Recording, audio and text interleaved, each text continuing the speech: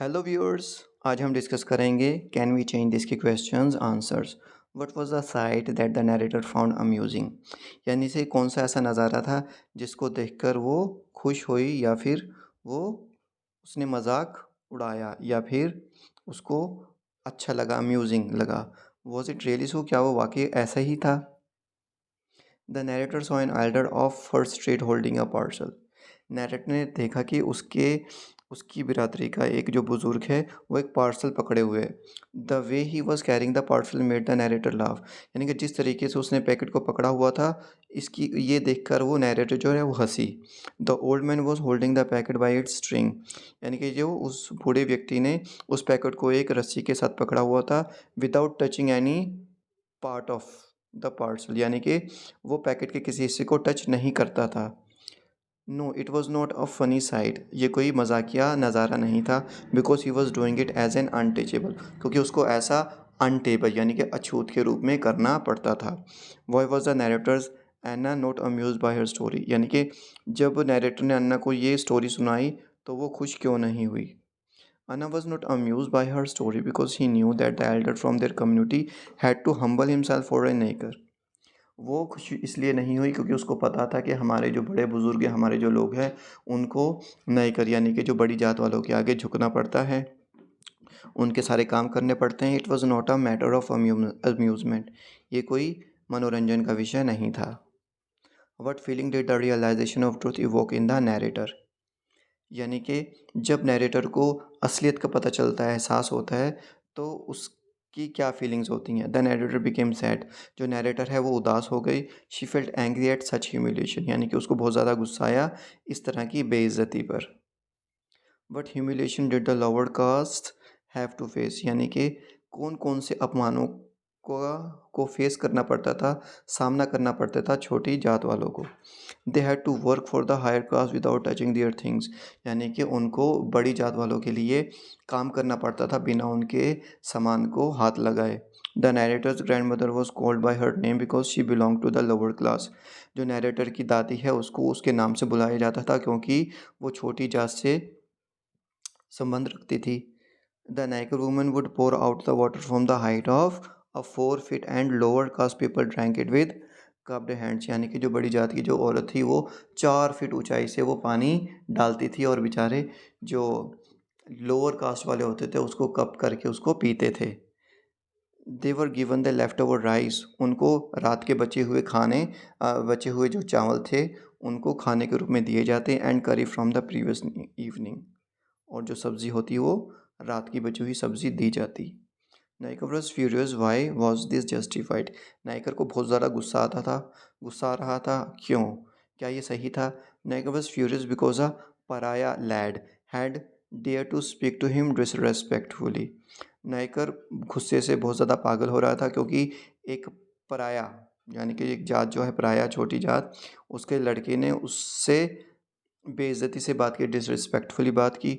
No it was not justified, नहीं ये ठीक नहीं था।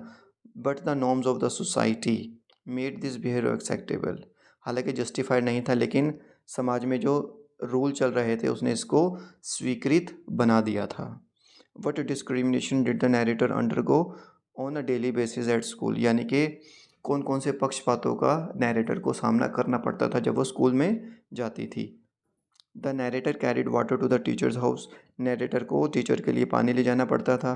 शी वाटर द प्लांट्स, वो पौधों को पानी देती थी। She had to do all the chores that were needed in the school, उसको सारे काम करना पड़ते थे जो कि स्कूल में होते थे। Despite being innocent she would be held responsible for any wrong doing, यानी कि मासूम यानी कि इनोसेंट होने के बावजूद भी अगर कुछ भी गलत होता तो उसको उसका जिम्मेदार ठहराया जाता। Relate the humiliating incident at the narrator experience at the school, अच्छा उस घटना के बारे में बताइए जो कि नैरेटर ने एक्सपीरियंस की स्कूल में। While playing a coconut fail at her touch, जब वो खेल रही थी एक कोकोनट जो एक नारियल था उसके टच करने से गिर गया। Everyone said she was the one who had plucked it, अब सबने कहा कि उसी ने उस नो कोकोनट को तोड़ा है। The next morning at assembly the headmaster, अगली सुबह हेड मास्टर ने असेंबली में कॉल्ड आउट हर नेम, उसका नाम को पुकारा। He humiliated her in front of everybody, उसने उसको सबके सामने अपमानित किया। बाय कॉलिंग हर ए पराया, उसको पराया कहा। And accuse her of theft, और उसको उस पर चोरी का इल्ज़ाम लगाया।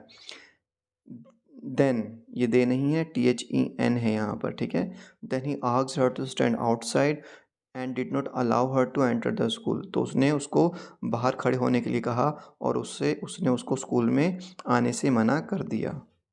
Justify the title of the story, story के टाइटल को जस्टिफाई कीजिए। द टाइटल इज़ एप्ट, जो टाइटल है स्टोरी का बिल्कुल उपयुक्त है।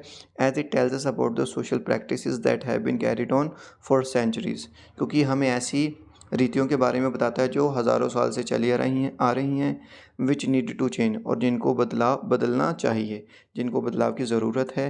The discrimination on a basis of birth, caste, class, religion, skin colour must be stopped, यानी कि पक्षपात जो कि जन्म के आधार पर, जाति के आधार पर,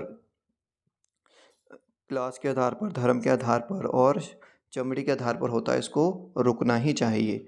putting the title as a question invites the participation of the reader, यानी कि इस टाइटल को एज ए टाइटल रखकर, यानी कि जैसे हम रीडर्स हैं, पढ़ने वाले, उनसे भी इस क्वेश्चन को पूछा गया, उनसे भी इसका आंसर मांगा गया है।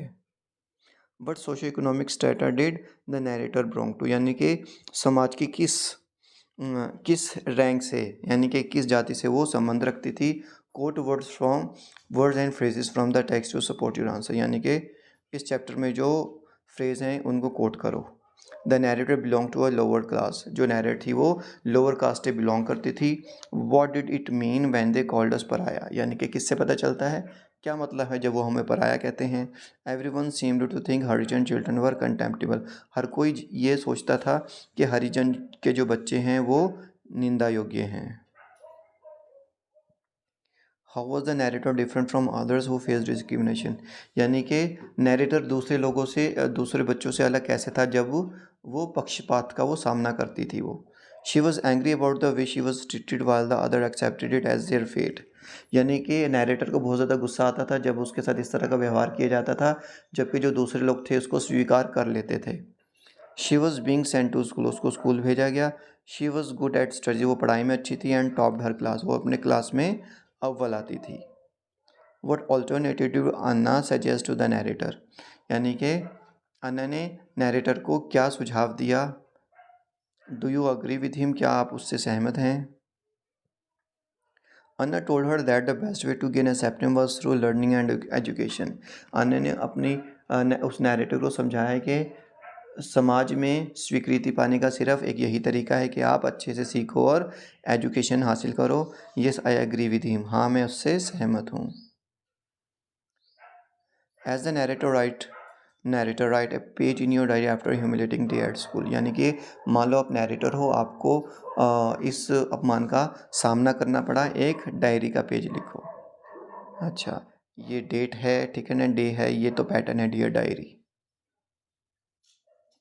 आई had to face yet another humiliating day in my school, आज फिर से मुझे एक और अपमानजनक घटना का सामना करना पड़ा स्कूल में। We were playing on the slant coconut tree, हम एक फ्लैट कोकोनट ट्री पर खेल रहे थे। The game was to touch the coconut, जो गेम था वो कोकोनट को टच करने का था। Unfortunately when my turn came, बदकिस्मती से जब मेरी बारी आई touched it and it fell on the ground, मैंने इसको छुआ और ये ग्राउंड पर गिर गया। As it was already twisted by other children, क्योंकि इसको पहले से ही दूसरे बच्चों ने ट्विस्ट कर दिया था।